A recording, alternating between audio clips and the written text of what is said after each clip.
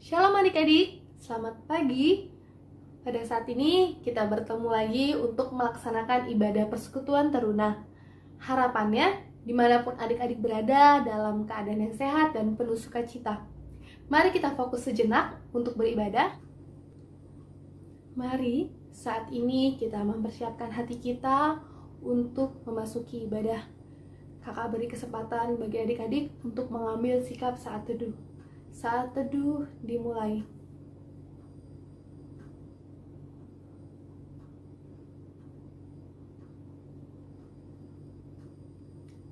Saat teduh selesai.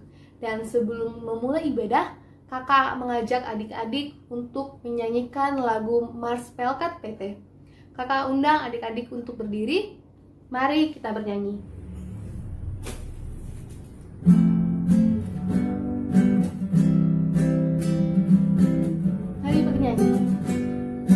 Bersemangat tanpa ragu-ragu, kami Taruna GPIB berkembang tumbuh di dalam Kristus dalam dasar iman teguh. Di kota dan yang ada di desa, Taruna satu adanya, terus maju dan berkarya untuk gereja, bangsa dan negara. Bersyukur dan selalu berdoa dalam suka dan duka. Hormat patuh pada yang muda, cinta pada sesama. Siapkan diri sedari dini, wahai Taruna GPIB. Song-song masa depanmu sendiri, Kristuslah penolong sejati. Taruna harapan nanti. Adik-adik, kita akan membuka ibadah kita dengan satu pujian. Mari kita menyambut Allah yang hadir di tengah-tengah persekutuan kita. Kita bernyanyi dari Kidung Jemaat nomor 18, ayat yang pertama, Allah hadir bagi kita. Kita bernyanyi.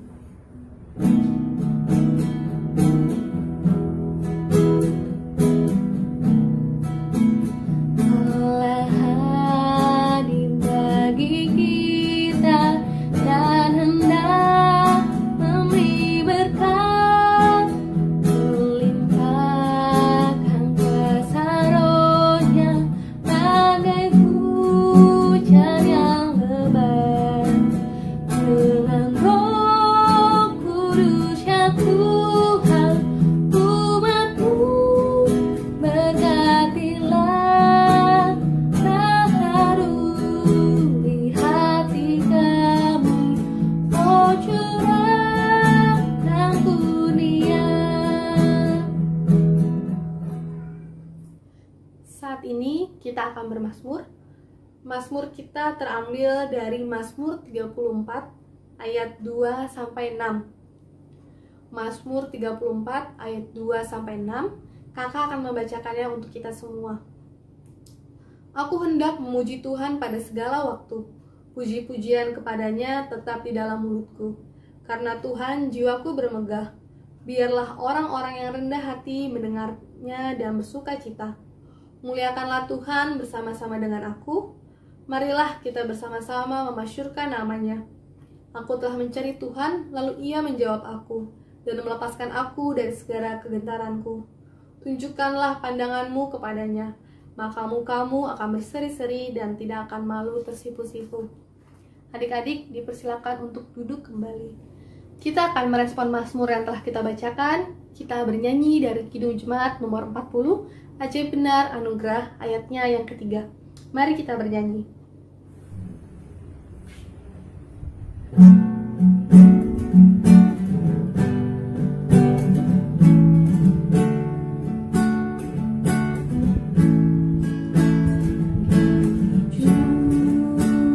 Jurang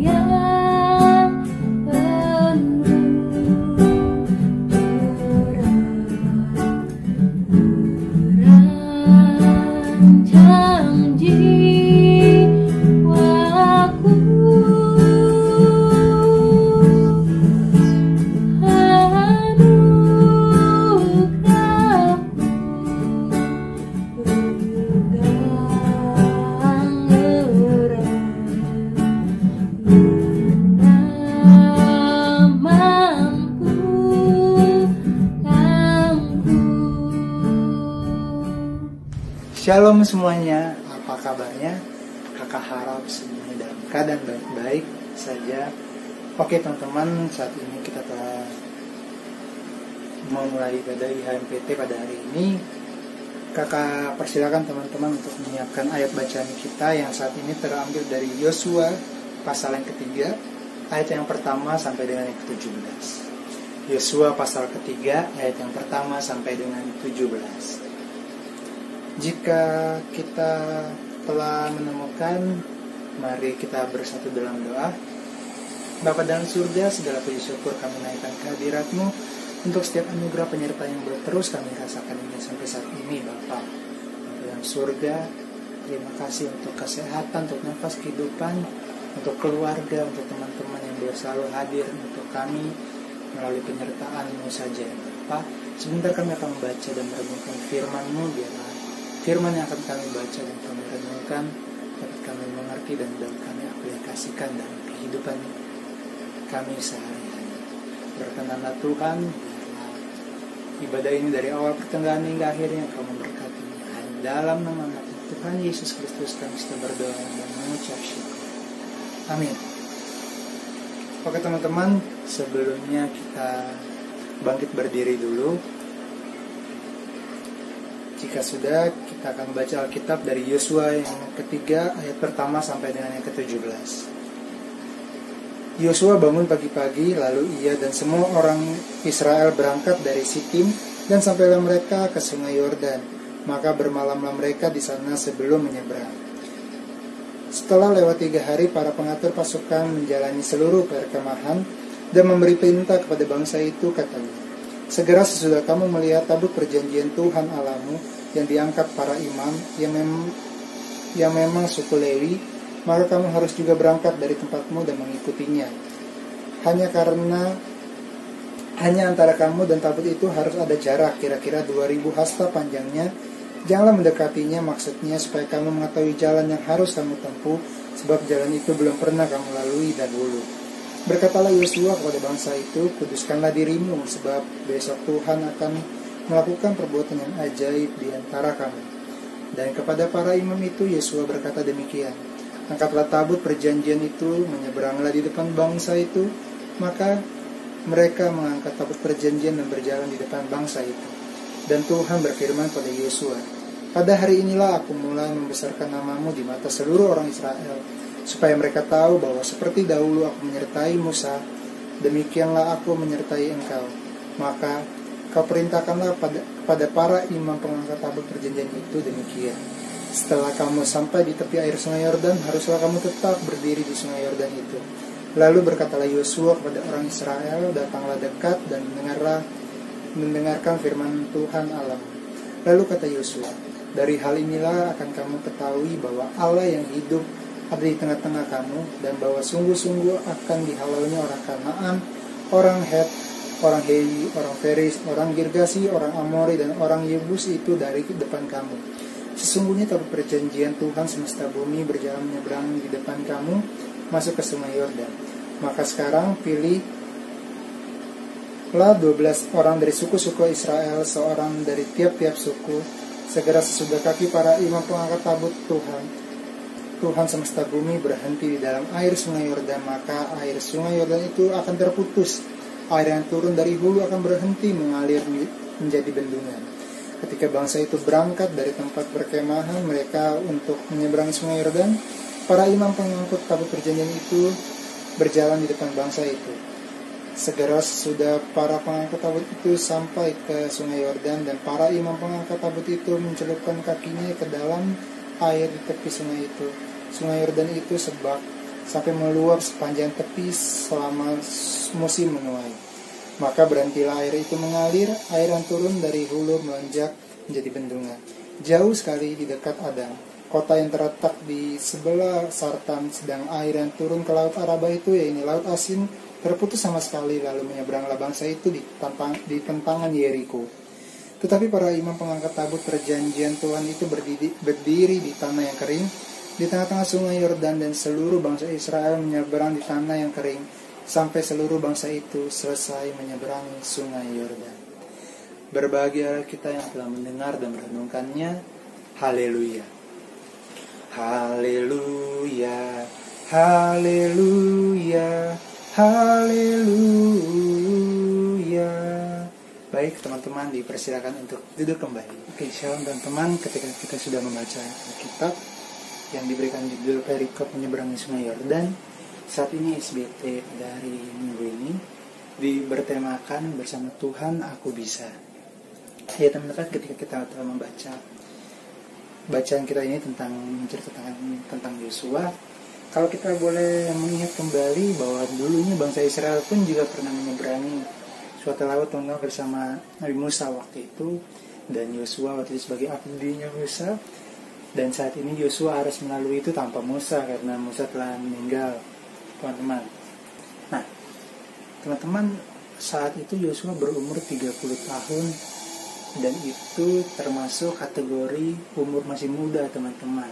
Karena pada saat itu Yosua harus memimpin suatu bangsa yang besar, yaitu bangsa Israel, untuk menyeberangi Sungai Yordan. Hal kekhawatiran dan tidak percaya diri mungkin dialami oleh siapapun ketika kita harus melakukan sesuatu. Tapi yang dapat kita pelajari pada saat ini adalah Yosua mau menaruhkan iman percayanya kepada Tuhan. Karena apa? Karena Yosua mengimani bahwa Tuhan mampu membuat sesuatu yang tidak mungkin menjadi mungkin. Teman-teman, kita dapat membaca pada ayat yang ke-7, dan Tuhan berfirman kepada Yosua, pada hari inilah aku mulai membesarkan namamu di mata seluruh orang Israel, supaya mereka tahu bahwa seperti dahulu aku menyertai Musa, demikianlah aku menyertai engkau. Ayat ini adalah sebagai pedoman bahwa Yosua yakin bahwa yang dia lakukan ini bukan dengan kekuatan dia, tapi dengan kekuatan Tuhan. Jadi sesuatu yang tidak mungkin, Yosua meyakini bahwa hal itu bisa terjadi karena Tuhan beserta dengan Yosua. Kalau kita dapat bayangkan teman-teman, ketika kita harus menyeberangi suatu sungai yang deras, teman-teman, apakah kita mampu gitu, teman-teman? Dan bangsa ini bukan bangsa yang adanya anak muda semua, tidak. Ada anak kecil sampai orang-orang tua. Jadi kemungkinan untuk terbawa arus dan lain-lainnya akan ada kemungkinan untuk terjadi, teman-teman. Tapi saat itulah Yosua menaruh imannya bahwa dengan Tuhan saya bisa membawa bangsa Israel, bangsa yang besar, untuk menyeberangi Sungai Yordan ini, teman-teman. Namun poin yang kedua, teman-teman, yang bisa kita baca lagi bahwa Tuhan mau bangsa Israel ini menguduskan dirinya dulu. Ketika bangsa Israel sudah menguduskan dirinya, maka Tuhan akan benar-benar menyertainya. Menguduskan diri dalam hal ini adalah pertobatan, teman-teman. Setiap anak Tuhan harus menguduskan diri. Untuk apa? Untuk dapat melihat perbuatan Tuhan yang ajaib, teman-teman. Jadi semua bangsa Israel pada saat itu melakukan pertobatan dan benar-benar percaya bahwa melalui atau bersama dengan Tuhan, bangsa Israel yang dipimpin oleh Yosua mampu menyeberangi Sungai Yordan. Gitu, teman-teman. Jadi hal yang pertama adalah yang dapat kita pelajari bahwa Yosua mengimani ketika dia masih berusia muda, namun dia harus memimpin bangsa yang besar. Dia mampu. Karena apa? Karena dia bersama Tuhan. Karena Tuhan menyertai dia, seperti yang tadi kita baca di ayat yang ke-7, teman-teman. Jadi Yosua tidak takut karena Yosua mengimani bahwa sesuatu yang tidak mungkin dapat terjadi karena Tuhan beserta.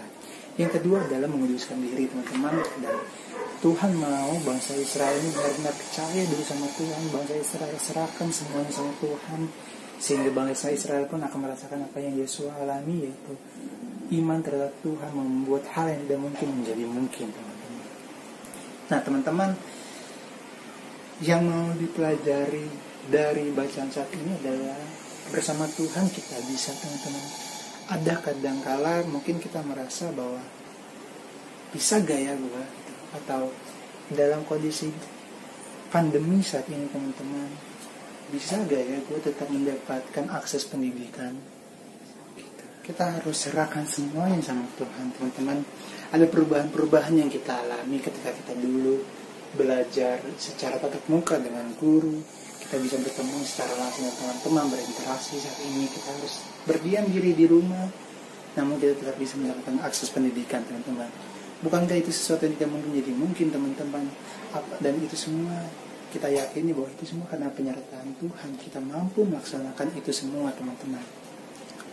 Yang boleh kita pelajari adalah kita harus benar-benar percaya, seperti Yosua percaya bahwa Tuhan akan menyertai bangsa Israel menyeberangi Sungai Yordan. Kita pun harus percaya bahwa meskipun saat ini sedang mengalami pandemi, tapi kita harus percaya bahwa Tuhan tidak pernah lepas tangan, dan Tuhan tetap campur tangan dalam setiap segala hal yang kita lakukan, teman-teman. Dan yang kedua adalah kita harus terlibat dalam artian adalah kita menjadi hidup yang takut akan Tuhan, hidup yang mau mengandalkan Tuhan, teman-teman, seperti yang dilakukan oleh Yosua dan bangsa Israel. Nah, teman-teman,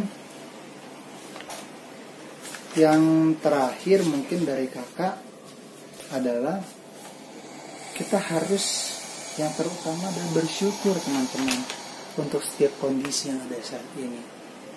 Dan kita harus mengandalkan Tuhan, kita harus menyerahkan hidup kita sama Tuhan. Dengan apa kita hidup dalam ketaatan dan takut akan Tuhan. Dan kita harus bersyukur, Tuhan. Untuk apa kita bersyukur? Untuk kita dapat merasakan bahwa Tuhan benar-benar ada, teman-teman, buat kita. Kita bersyukur untuk apa? Kita bersyukur untuk kesehatan saat ini. Kita bersyukur untuk berkat hari ini. Bersyukur untuk kita tetap mendapatkan akses pendidikan, teman-teman. Meskipun kita tidak bisa bertemu dengan langsung, tapi hal yang terutama adalah kita harus bersyukur untuk itu semua, teman-teman. Mungkin itu saja yang bisa kita sampaikan.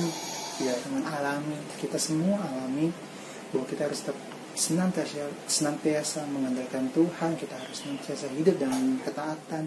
Dan yang terakhir adalah kita harus selalu bersyukur, teman-teman. Teman-teman, mari kita bersatu dalam doa.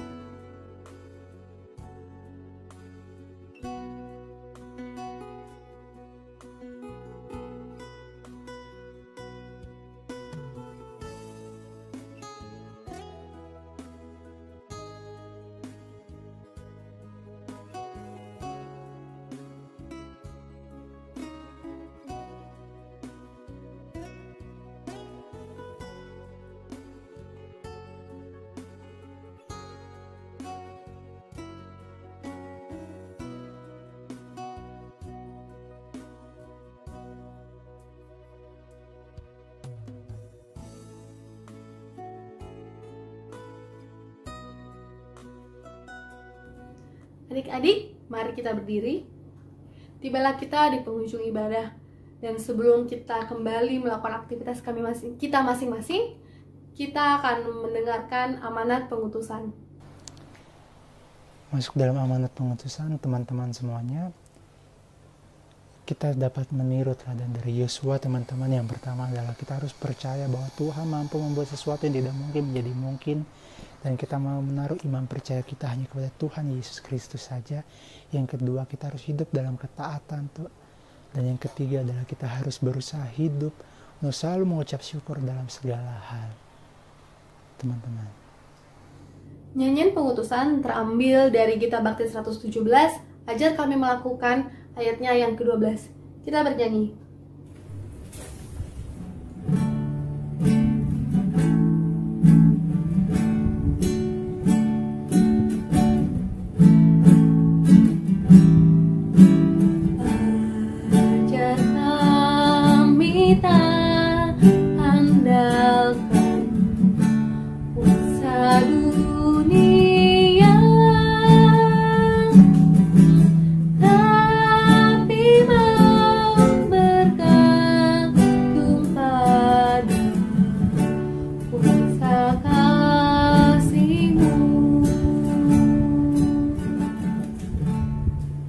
Terimalah berkat daripada Tuhan, kasih karunia dari Allah Bapa melalui penyertaan Tuhan Yesus Kristus dan penyertaan Roh Kudus menyertai kita semua mulai saat ini sampai selama-lamanya.